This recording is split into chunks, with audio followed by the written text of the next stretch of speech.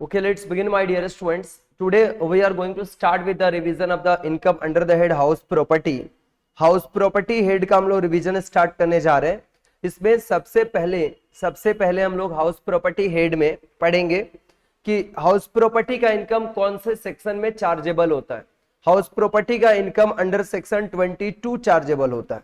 कौन से सेक्शन में चार्जेबल होता है? हाउस प्रॉपर्टी के इनकम अंडर सेक्शन 22 चार्जेबल होता है. अंडर सेक्शन 22 चार्जेबल होगा हाउस प्रॉपर्टी का इनकम. क्लियर है बच्चों? फिर इसके बाद रेंट जो होता है ना, नेट एनुअल वैल्यू के ऊपर हम लोग टैक्सेबिलिटी फाइंड करते हैं. नेट एनुअल वैल्यू हम लोग फाइंड करते हैं और उसके ऊपर हम लोग टैक्स कंप्यूट करते हैं. एनएवी टैक्सेबल होता है. NAV is taxable. देखिए यहां पर हमें पहले ये बोला है ना, building plus land attached to the building is considered as building और लैंड अपरटेनेंट टू बिल्डिंग्स, यानी बिल्डिंग और land appurtenant to building, that means the land attached to the building को भी हम लोग हाउस प्रॉपर्टी कंसिडर करेंगे और वह टैक्सेबल होगा. इसमें यही हम लोग पढ़े थे.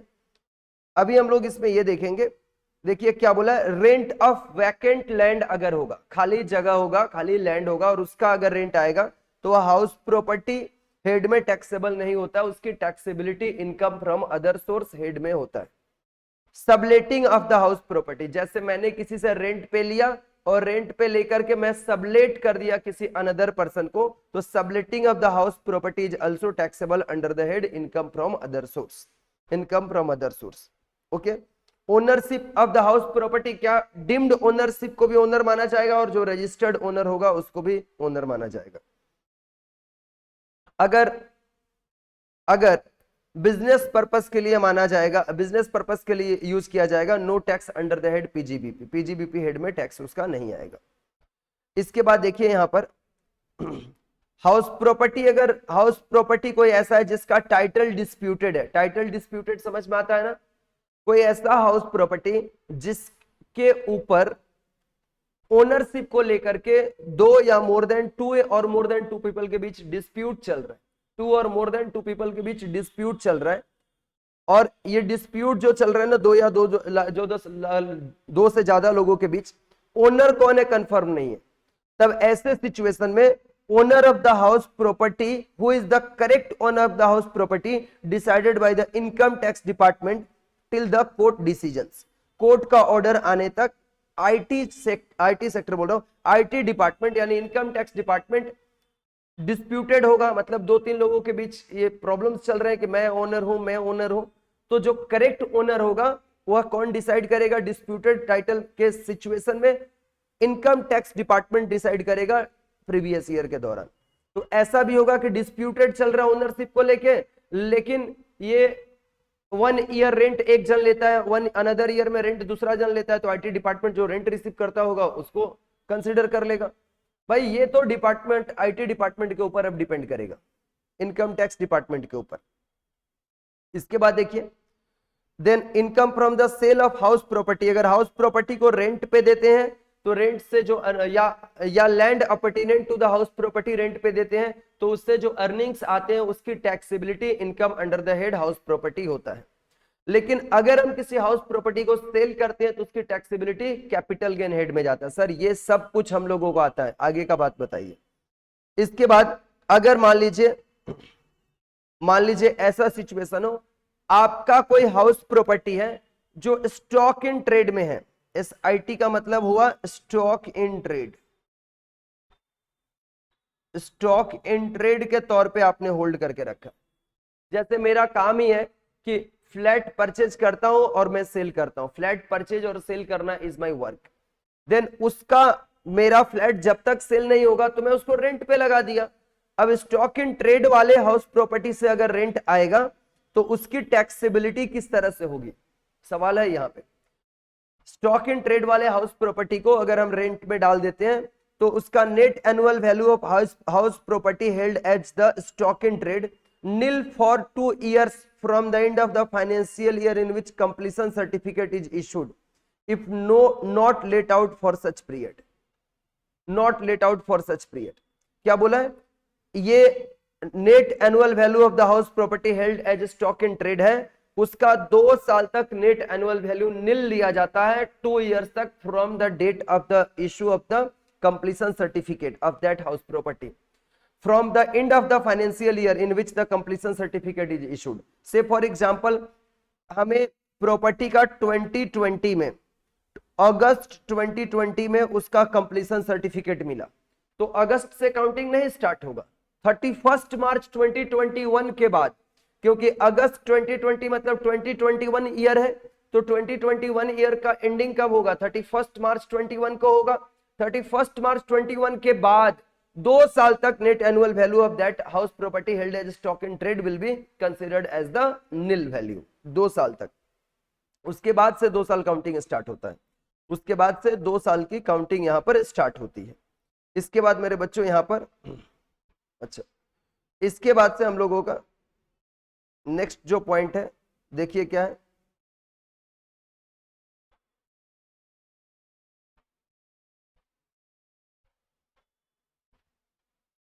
इसके बाद आप इस पॉइंट पे चले आइए, section number 23, determination of the gross annual value, determination of the GAV. GAV आपने नाम सुना है सर, कितनी बार हम लोग ग्रॉस एनुअल वैल्यू का नाम सुने हैं, ग्रॉस एनुअल वैल्यू। सबसे पहले ग्रॉस एनुअल वैल्यू हम लोग कैसे कंप्यूट करते, कितनी बार, मतलब ये जब आपको एचपी हेड मैं करा रहा था तो कितनी बार मैं बताया हूं, मेरे को भी नहीं याद है, बहुत बार, हर बार मैं बोलते रहता था मिड में आपको। यहां पे सबसे पहले हम लोग एक्सपेक्टेड रेंट कंप्यूट करते हैं। सबसे पहले हम लोग क्या करते हैं, जीएबी के कंप्यूटेशन के दौरान सबसे पहले एक्सपेक्टेड रेंट हम लोग कंप्यूट करते हैं। एक्सपेक्टेड रेंट कैसे हम लोग निकालते हैं, म्युनिसिपल वैल्यू और फेयर रेंट, म्युनिसिपल वैल्यू और फेयर रेंट, इसमें से जो हायर होगा, लेकिन fair rent subject to the standard rent, to maximum of standard rent. हम लोग कैसे कंप्यूट करते हैं, ध्यान से एक बार, हम लोग क्या करते हैं, फेयर रेंट और स्टैंडर्ड रेंट, इन दोनों में से हायर को लेते हैं, और फिर इन दोनों में से हायर को म्युनिसिपल वैल्यू के साथ कंपेयर करते हैं, और फिर उसके हायर को हम लोग लेते हैं एक्सपेक्टेड रेंट लेते हैं। फिर एक्चुअल रेंट रिसीव्ड, एआरआर कैसे निकालते हैं, rent receivables during the year minus unrealise rent. जैसे किसी ईयर में हमें रेंट नहीं मिला तो उसको अनरियलाइज रेंट बोलते हैं, उसको हम लोग माइनस करते हैं। और फिर इसके बाद से एआरआर और ईआर के बीच हायर ऑफ एआरआर और ARR will be the gross annual value. इस तरह से मैं आज के क्लास में आपको सिर्फ प्रोविजन समझा रहा हूं, एक मैं इसका और भी क्लास लूंगा जिसमें सिर्फ प्रैक्टिकल क्वेश्चंस मैं आपको कराऊंगा। इस एक क्लासेस और मैं लूंगा जिसमें कोई प्रोविजन नहीं समझाया जाएगा, सिर्फ प्रैक्टिकल क्वेश्चंस आपको कराया जाएगा। ठीक है भाई, higher of the municipal value और fair rent, higher of the municipal value और फेयर रेंट। यहां पे कैसे हम लोग लेंगे, म्युनिसिपल वैल्यू और फेयर रेंट, इन दोनों के बीच का हायर लेंगे, और फिर अगर स्टैंडर्ड रेंट उससे हायर रहेगा तो स्टैंडर्ड रेंट को हम लोग ले लेंगे। देखो कैसे हम लोग लेते हैं कंसिडरेशन इसका, इसके ऊपर मैंने एक छोटा सा सम्स आपको आपके इंस्टीट्यूट के बुक में मैंने कराया है, तो आप उसको रेफर कर लो अपने इंस्टीट्यूट के बुक मैट में जाकर के, उस प्रॉब्लम सम को आज देख लेना, नंबर के साथ वो दिया हुआ ऑलरेडी। यहां पर वैकेंसी लॉस है, वैकेंट पीरियड का जो रेंट है वो एआरआर में इंक्लूड नहीं होता है, तभी तो अनरियलाइज रेंट को यहां पर माइनस, अनरियलाइज रेंट जो रियलाइज नहीं हो पाया। Vacancy loss not included in ARR होता है, एआरआर में वह शामिल नहीं होता है, एआरआर में उसको हम लोग कंसिडर नहीं करते हैं।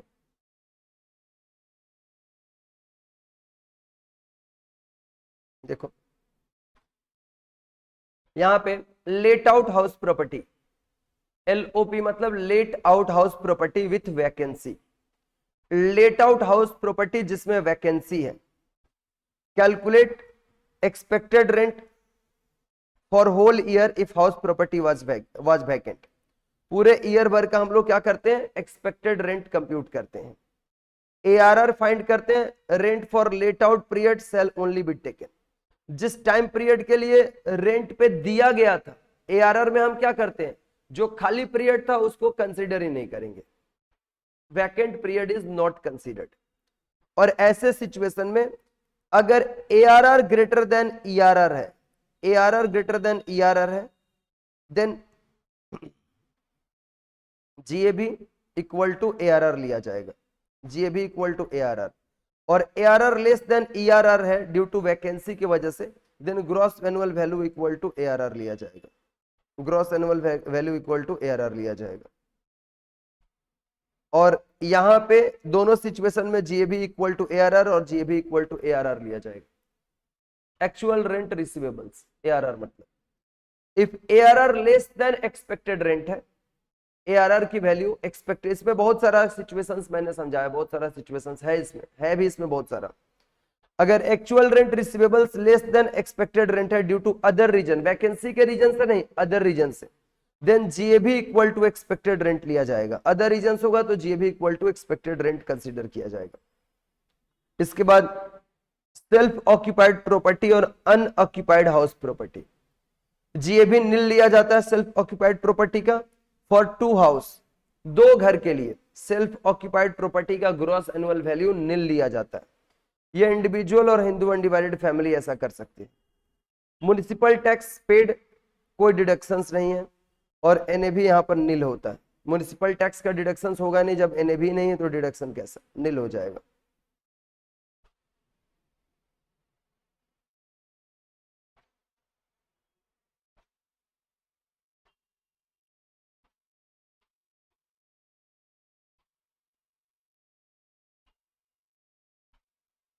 Late out property for part year और self occupied property for part year, ऐसी कोई हाउस प्रॉपर्टी है जो ईयर के कुछ मंथ में लेट आउट प्रॉपर्टी था और कुछ मंथ हमने सेल्फ ऑक्यूपाई करके रखा था।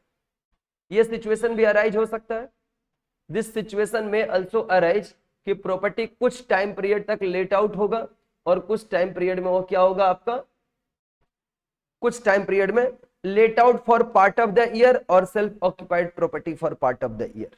यहां पे एक्सपेक्टेड रेंट हम लोग पूरे ईयर का लेते हैं, ARR for let out period only, actual rent यहां पर एक्सपेक्टेड रेंट पूरे ईयर का कंसीडर करेंगे। एक्चुअल रेंट रिसीवेबल सिर्फ जितना टाइम पीरियड के लिए लेट आउट किया गया था, जब लेट आउट किया गया था उतने टाइम पीरियड का एआरआर लेंगे। और जीएबी में क्या कर देंगे, यहां पे जीएबी हम लोग कंप्यूट करने के लिए, देखो जीएबी कंप्यूट करने के लिए हम लोग क्या कर देंगे, एक्सपेक्टेड रेंट होल ईयर और actual rent receivables late out period का, इन दोनों में से जो हायर वैल्यू होगा उसको जीएबी ले लेंगे, इन दोनों में से हायर वैल्यू को जीएबी ले लेंगे। जो भी आप ये देख रहे हो पूरा का पूरा आप जाकर के दोबारा से इसको एक एक प्रॉब्लम सम्स इसके ऊपर आज ही, एक एक प्रॉब्लम सम्स इसके ऊपर जैसा आपको बताया गया था मेन लेक्चर्स में वैसा आप कर डाल आज ही। इसके बाद बोला है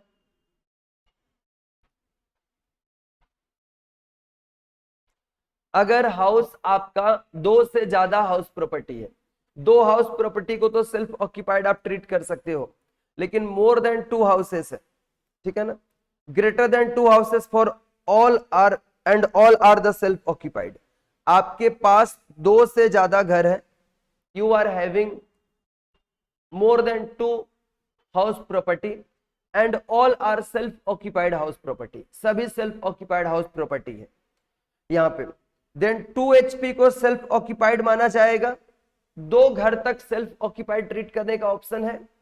और जो तीसरा होगा अदर हाउस प्रॉपर्टी, उसको deemed to be let out house property माना जाएगा, वह सेल्फ ऑक्यूपाइड होगा लेकिन उसको deemed to be let out house property माना जाएगा, ठीक है भाई। और यहां पर जीएबी और deemed to be let out property का GAB of deemed to be let out house property expected rent होता है, एक्सपेक्टेड रेंट होता है भाई, इसमें एक्सपेक्टेड रेंट होता है।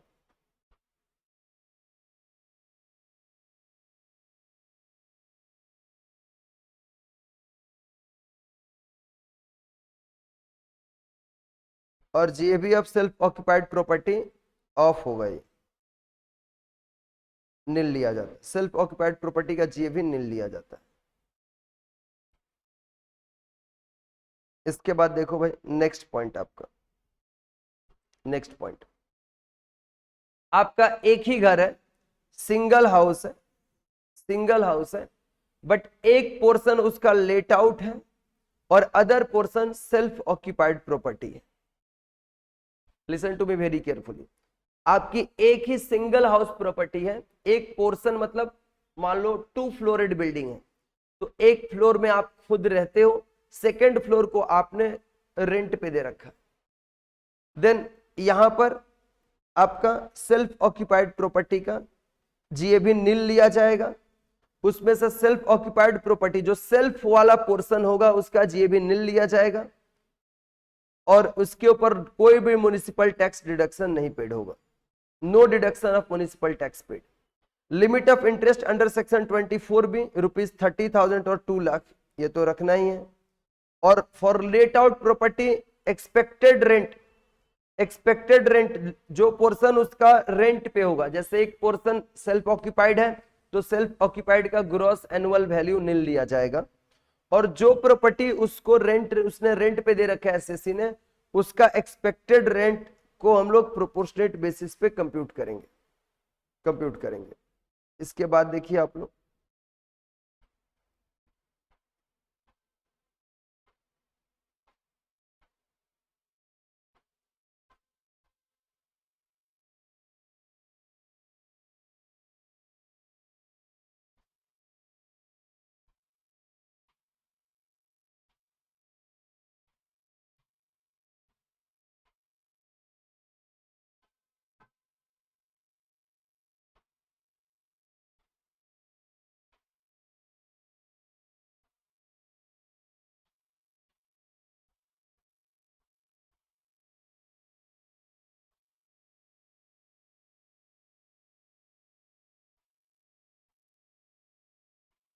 चलिए देखिए आप लोग, ये हम लोग यहां तक कर चुके हैं। इसको हम लोग बाद में कंपोजिट लेटिंग हम लोग बाद में देखेंगे, कंपोजिट लेटिंग को अभी नहीं देखना।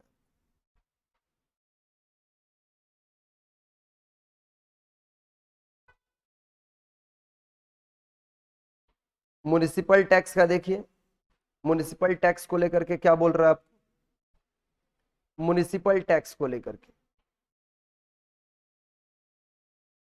अगर ओनर पेड करेगा तभी municipal tax gross annual value से डिडक्ट होगा। Municipal tax paid by owner होगा तो, और municipal tax paid by tenant होगा तो नहीं माइनस होगा। देखिए म्युनिसिपल टैक्स को लेके क्या बोला है, deducted from gross annual value, deducted from gross annual value if paid by owner during the previous year, deductible in previous year of payment even if they are related to past years. अगर past year का भी अगर municipal tax, say for examples आपका previous year 21-22 है, 21-22 है आपका previous year, आपने अपने प्रीवियस ईयर में 1920 का भी म्युनिसिपल टैक्स अगर आपने पेड किया तो भी वह डिडक्टेबल होगा, deductible in the previous year of payment, वह माइनस कर सकते हो। Foreign municipal tax paid deductible if TDS done, tax deducted at source है तब ये डिडक्टेबल होगा। Refund of municipal tax paid not taxable, अगर म्युनिसिपल टैक्स का अमाउंट अगर रिफंड होगा तो ये टैक्सेबल नहीं होता है। म्युनिसिपल टैक्स का अमाउंट अगर रिफंड होगा तो ये टैक्सेबल नहीं होता।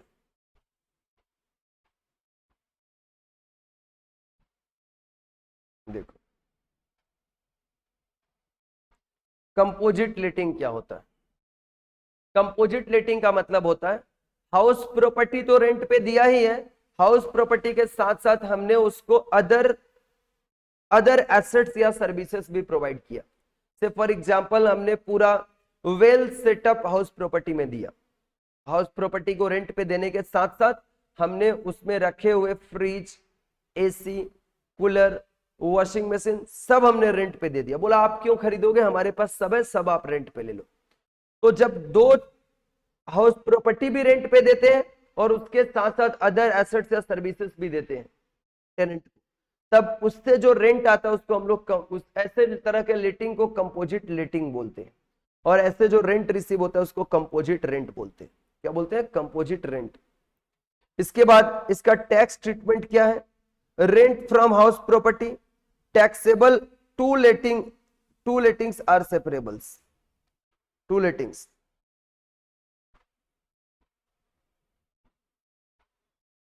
देखिए ध्यान से, कुछ ऐसे लेटिंग्स है जिसको सेपरेट किया जा सकता है, taxable under the head house property, और अदर्स जो होगा उसका पीजीबीपी या इनकम फ्रॉम अदर सोर्स में टैक्सेबल होगा।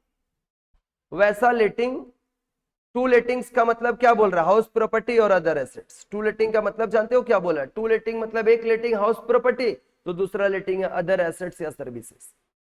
तो दोनों लेटिंग जो ऐसा जिसको सेपरेट किया जा सकता है, जैसे हाउस प्रॉपर्टी का रेंट हमने बोला 12,000 और अदर जो एसेट्स है उन सबका रेंट मिला के हमें दे दीजिएगा 8,000, तो टोटल हो गया महीने का। ऐसे उसमें बहुत सारे एसेट्स, तो टोटल रेंट हो गया आपका 20,000।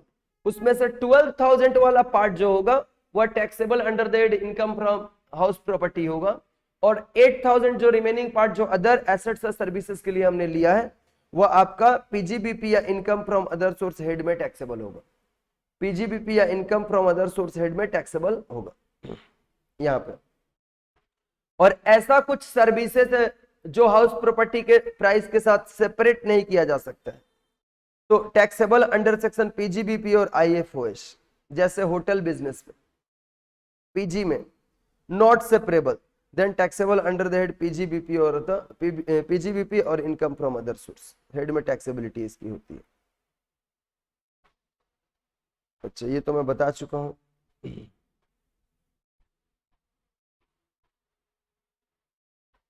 नेक्स्ट अपना टॉपिक क्या है? ये तो मैं बोला ना अभी, ये तो बोल चुका हूं मैं आपको, ये सब बोलना हो चुका आपको ऑलरेडी।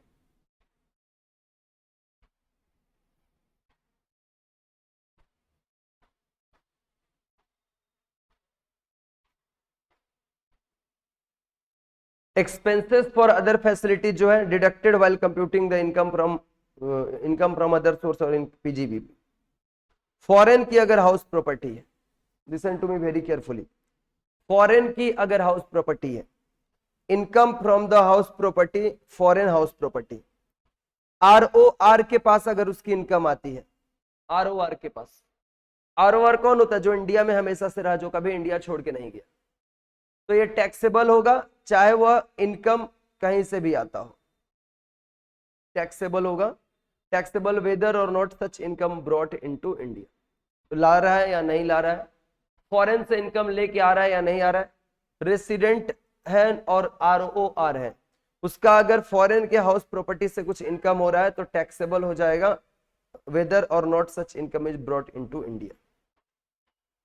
आरएनओआर और एनआर, ये आरएनओआर और एनआर के केस में तभी टैक्सेबल होगा जब वह इंडिया में रिसीव होगा, इंडिया में रिसीव होगा तभी टैक्सेबल होगा, तभी डिडक्टेबल होगा। इसके बाद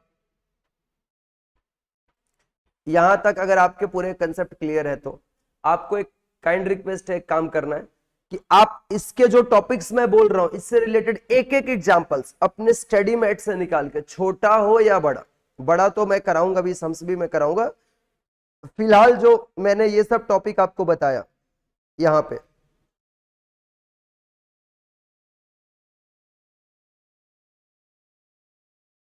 वैकेंसी वाला, अनऑक्यूपाइड हाउस प्रॉपर्टी वाला, इसके ऊपर मैंने छोटे छोटे प्रॉब्लम सम्स भी आपको दिखाया क्लासेस के दौरान, तो आप उन सारे सम्स को भी एक बार लेकर के एक एक सम उसको एटलीस्ट अभी लिख के भी नहीं कर पाओ तो देख लेना जरूर कि हाँ ये सर ने जो बताया उसके ऊपर ये हमारा सम्स क्लियर है, जरूर से देख लेना।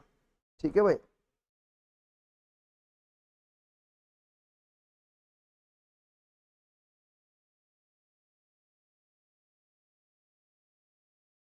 इसके बाद हम लोग कहां पे आ गए? यहां how to compute income from house property. Format क्या इनकम फ्रॉम हाउस प्रॉपर्टी को कंप्यूट करने का भाई? ग्रॉस एनुअल वैल्यू में से म्युनिसिपल टैक्स माइनस करते हैं, और municipal tax will be deductible only if it will be paid by the owner during the previous year. Previous year में अगर ओनर पेड किया होगा तभी उसको डिडक्ट किया जा सकेगा। फिर एनएवी आ जाएगा, net annual value. Net annual value में से हम लोग डिडक्शंस माइनस करते हैं under section 24, standard deductions eight the rate of 30% of NAV. NAV का 30% माइनस करेंगे और interest on the borrowed capital, ये कंप्यूटेड या आपका गिवन होता है, उसको हम लोग माइनस करते हैं। This is the format of computation of the income from house property, income from house property. फिर नेट एनुअल वैल्यू कैसे हम लोग निकालते हैं, GAV minus municipal tax paid by the owners, ये पता है। यहाँ पर deduction, standard deduction 30% of the NAV होता है, फ्लैट डिडक्शन होता है 30%, interest on borrowed capital deductible on accrual basis होता है। देखिए करंट ईयर इंटरेस्ट हम लोग कैसे निकालते हैं, दो तरह का इंटरेस्ट होता है यहाँ पर, इंटरेस्ट ऑन बोरोड कैपिटल। एक होता आपका, ये देखिएगा इसके ऊपर तो हम लोग बहुत कैलकुलेशन भी किए हैं, current year interest, interest of the previous year of the completion of constructions and afterwards interest. Current year interest, interest of previous year of completion of constructions and afterwards, ये लिया जाता है करंट ईयर्स। मतलब जिस year में interest of the previous year of the completion of constructions and afterwards year का current year interest में आता है। इंटरेस्ट कैसे निकालते हैं, amount of loan into rate of interest per annum without any limit. और प्री कंस्ट्रक्शन पीरियड का interest होता है तो 5 इयर्स तक ये डिडक्टेबल होता है, deductible in the 5 successive previous year from the previous year of the completion starts, from the previous year of completion starts, from the date of borrowing, deductible in 5 successive previous year from previous year of completion starts, from date of borrowing and ends। कब से start होता है, यहां पर देखो ध्यान से, deductible in 5 successive years from previous year of completion. Start कब से होगा, प्री कंस्ट्रक्शन पीरियड का इंटरेस्ट कब से स्टार्ट होता है, डेट ऑफ बोरोइंग से बिगिन होता है। ध्यान से सुनिएगा, ये प्री कंस्ट्रक्शन पीरियड का जो इंटरेस्ट होता है 5 सक्सेसिव ईयर में डिडक्टेबल होगा। कब से डिडक्टेबल होगा, from the previous year of completion of the house property, वहां से। लेकिन ये बोरोइंग के ऊपर इंटरेस्ट कब से बिगिन होता है, from the date of borrowing, और खत्म कब होता है, earlier of the date of the repayment of loan और 31 March coming before completion of construction, coming before the constructions, coming before the date of the repayment of loan और 31 मार्च coming before completion of constructions। जैसे construction complete हुआ 1/8/2022 को, 2022 को, तो ऐसे situation में ये, अच्छा 2021 करो भाई, उसको 2021 में 1/8, तो उस समय प्रीवियस ईयर कौन सा लिया जाएगा, 31 मार्च 21। अब date of the repayment of loan और 31 March 2021 which year is earlier, उस डेट पे एंड करता है। Interest will aggregated from the date of borrowing till the end of the previous year prior to the previous year of the completion of the constructions and not till the end of the process of the constructions. ये तो previous year को लिया जाता है, जिस year में completion होगा उसके जस्ट वाले प्रीवियस ईयर को लिया जाता है, वहीं पे एंड कर जाता है और वहां से आपका पोस्ट कंस्ट्रक्शन पीरियड बिगिन हो जाता है। ये कुछ याद रखने वाली बात है। Interest on fresh loan taken to repay the original loan deductible होता है। हमने लोन जो लिया था उस लोन के interest on fresh loan taken to repay original loan, interest deductible होगा, लेकिन ब्रोकरेज और commission for arrangement of loan not deductible. Interest on unpaid interest, unpaid interest के ऊपर इंटरेस्ट लगेगा, जैसे हमने इंटरेस्ट पेमेंट नहीं किया उसके ऊपर इंटरेस्ट लगेगा, not deductible. If loan is taken from the outside India, interest is deductible if TDS done, interest deductible होगा अगर टीडीएस पेड होगा तो। इसके बाद देखिए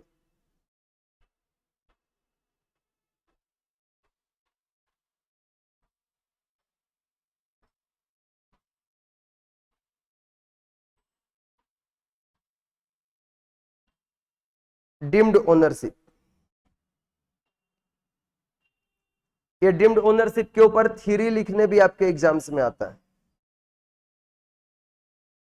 इन which situations deemed ownership concept is considered, deemed ownership कब कंसीडर किया जाता है, ध्यान दीजिएगा। अगर कोई हाउस प्रॉपर्टी स्पाउस को ट्रांसफर किया गया without of the taking adequate consideration, means the transfer of the house property to spouse for inadequate consideration, inadequate consideration लेकर के स्पाउस को अगर ट्रांसफर किया गया, से फॉर एग्जांपल अगर हस्बैंड ने वाइफ को ट्रांसफर किया तो हस्बैंड को अभी भी उस प्रॉपर्टी का डीम्ड ओनर माना जाएगा। ठीक है भाई, transfer is deemed to be the owner of house property transferred, transfer is deemed to be owner of house property transferred.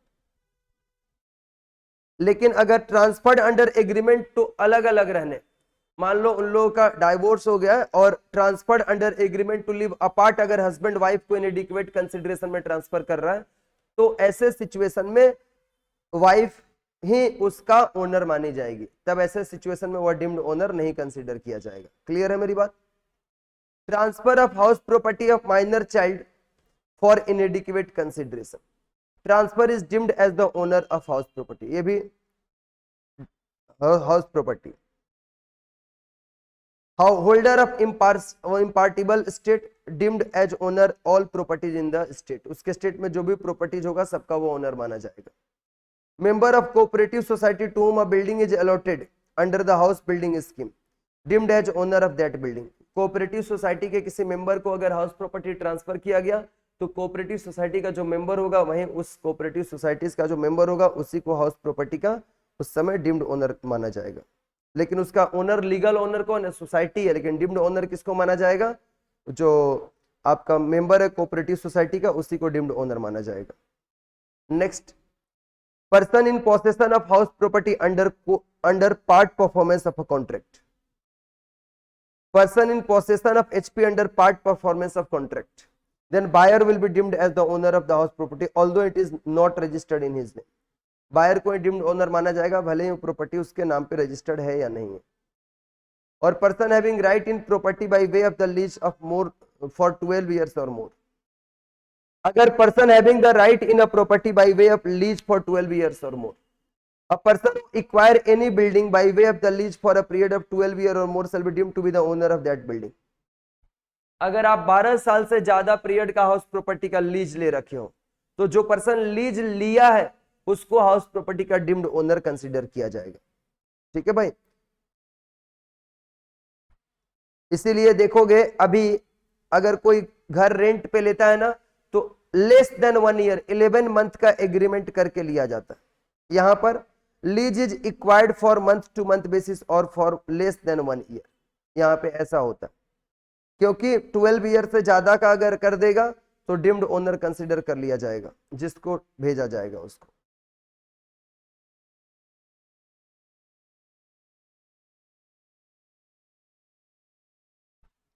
इसके बाद इसमें चले आइए, loan on deduction of interest, loan on deduction of interest only for self occupied property, self occupied property.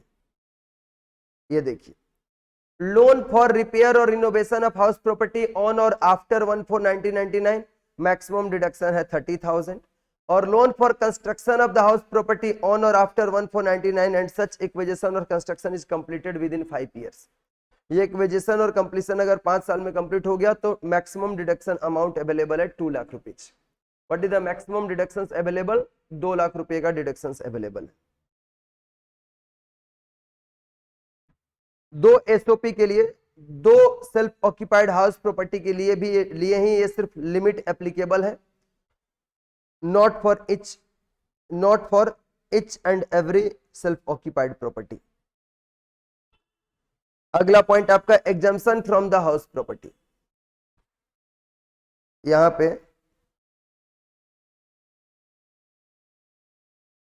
House property से किसको किसको exempt किया जाता है। Income from farm house, a building is in immediate vicinity of agricultural land, agricultural land के बीचों बीच अगर आपका बिल्डिंग्स है तो इनकम फ्रॉम फार्म हाउस को exempted from the income under the head house property consider किया जाता है। Property held for the charitable और religious purpose, income from house property में उसका income exempt from house property होता है। In house property used for own business या profession, अगर खुद के बिजनेस या प्रोफेशन में हाउस प्रॉपर्टी को यूज करते हैं तो हाउस प्रॉपर्टी हेड में टैक्सेबल नहीं होता है। सेल्फ ऑक्यूपाइड प्रॉपर्टी का जीए भी नील होता है, उसको भी हम लोग हाउस प्रॉपर्टी में नहीं लेते हैं। और income from house property of registered trade union और लोकल अथॉरिटी, किसी रजिस्टर्ड ट्रेड यूनियन या लोकल अथॉरिटी की हाउस है, जैसे कोलकाता म्युनिसिपल कॉर्पोरेशन का भी बिल्डिंग है, पता है ना आपको, कोलकाता म्युनिसिपल कॉर्पोरेशन के बिल्डिंग्स को यहाँ पे इनकम, उससे जो इनकम जनरेट होगा रेंट वगैरह कुछ दे करके, तो income from house property head में टैक्सेबल नहीं माना जाता है। क्लियर है मेरी बात आप लोग? यहाँ पे देखिए,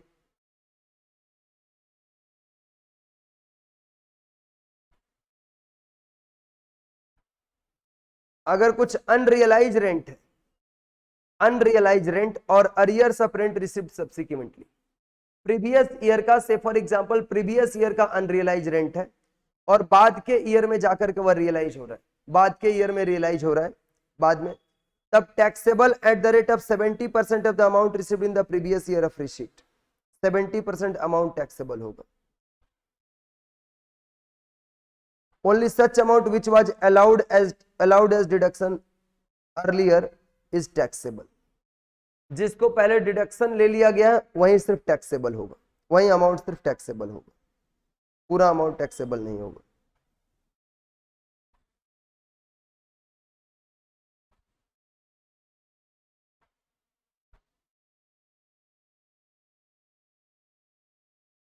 इसके बाद देखिए आपका यहां पर क्या है, सेक्शन नंबर 26, सेक्शन नंबर 26, ये तो मैं बोल ही चुका हूं आपको। ट्रीटमेंट ऑफ इनकम फ्रॉम को ओन्ड प्रॉपर्टी, को ओनर है, को ओनर सेक्शन नंबर 26 में को ओनर है अगर हाउस प्रॉपर्टी के, तो यहां पर सिर्फ प्रोविजंस में आपको डील किया, पूरा का पूरा प्रोविजंस है, इतने कम में 4 पेज में पूरा प्रोविजंस आपको समझाया जा चुका है। अब आपको क्या करने हैं, इन प्रोविजंस के ऊपर जो भी आपके इंस्टीट्यूट के बुक में प्रॉब्लम सम्स है, पहले इंस्टीट्यूट के बुक के तो एक भी प्रॉब्लम सम्स आपको नहीं छोड़ने हैं, एक भी, आइदर आप सीए में हो या सीएमए के स्टूडेंट्स हो आप, या अपने कंपनी सेक्रेटरी के स्टूडेंट्स हो, आपको अपने इंस्टीट्यूट वाले प्रॉब्लम सम्स कर जाने हैं सारे के सारे। और इसके बाद आपको मैं एक दिन और कुछ एक्स्ट्रा इंपॉर्टेंट टाइप का अच्छा क्वेश्चंस लेकर के एक दिन में प्रैक्टिकल क्वेश्चंस का भी क्लास लूंगा। अगर को owned house property self occupied है, को ओन्ड दो लोग इसके ओनर है लेकिन सेल्फ ऑक्यूपाइड है, for each co owner annual value नील लिया जाएगा और डिडक्शन ऑफ 30K मतलब 30,000 और 2 लाख अंडर सेक्शन 24 भी, मतलब interest on loan, interest on loan separately for each co owner होगा। और को owned house property late out property होगा, then compute income from HP if there is a one owner, compute income from house property if there is one owner, income so computed shall be apportioned, एक owner समझ करके उसका पूरा house property का income निकालो और उसको 2 part में कर दो, क्योंकि 2 लोग ओनर है, को ओनर है, और अगर 3 लोग को ओनर है तब यहां पर उसको 3 पार्ट में डिस्ट्रीब्यूट कर दो amongst each co owner as per their shares, जो भी उनका शेयर होगा उसके रेशियो में हम लोग कर देते हैं उसको डिस्ट्रीब्यूट। इसके बाद हमारा है यहां पर house property hold by the partnership firm, अगर हाउस प्रॉपर्टी किसी पार्टनरशिप फॉर्म का है then income is assessed in the hands of firm not in the hands of partner, partners के हैंड में उसका इनकम एसेस नहीं होगा, income is assessed in the hand of partnership form.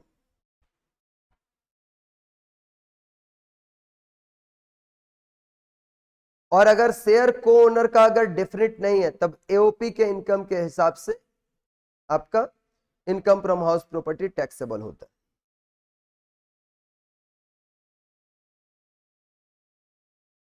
ये आपका एक क्वेश्चन है, ये आपको पढ़ जाना है, ये इसमें मेरे बताने लायक कुछ है नहीं, ये क्वेश्चन है एग्जाम्स टाइप का, थ्योरी टाइप का क्वेश्चन है, इसको पढ़ना आपको, ठीक है। इसके बाद तो इसके रिविजन्स पूरे कंप्लीट हो चुके हैं। देन आफ्टर अब आपको इसके प्रैक्टिकल सम्स को कंप्लीट करना है, प्रैक्टिकल सम्स को कंप्लीट करना है। ओके स्टूडेंट्स, तो अगले सेशन में हम लोग एक फ्रेश चैप्टर के साथ रिवीजन करने के लिए मिलेंगे। शॉर्ट में प्रोविजंस आपको सारे रिवीजन्स कराए जा रहे हैं। आप अपने इंस्टीट्यूट के मेट के सारे प्रैक्टिकल क्वेश्चंस, एमटीपी आ रहे हैं उसके प्रैक्टिकल क्वेश्चंस, ईयर्स के पास्ट ईयर्स के क्वेश्चंस अवेलेबल आपको हो जा रहे हैं, तो उसके क्वेश्चंस को आप प्रैक्टिस करें। और मैं खुद भी आपको एक दिन प्रैक्टिकल क्वेश्चंस इसका भी मैं कराऊंगा। Thank you so much everyone. आप चैनल को सब्सक्राइब करके रखो, सारे क्लासेस जो इसमें आ रहे हैं उसको आप देखो, आपके एग्जाम्स के लिए बहुत फ्रूटफुल होगा। Thank you, all the very best.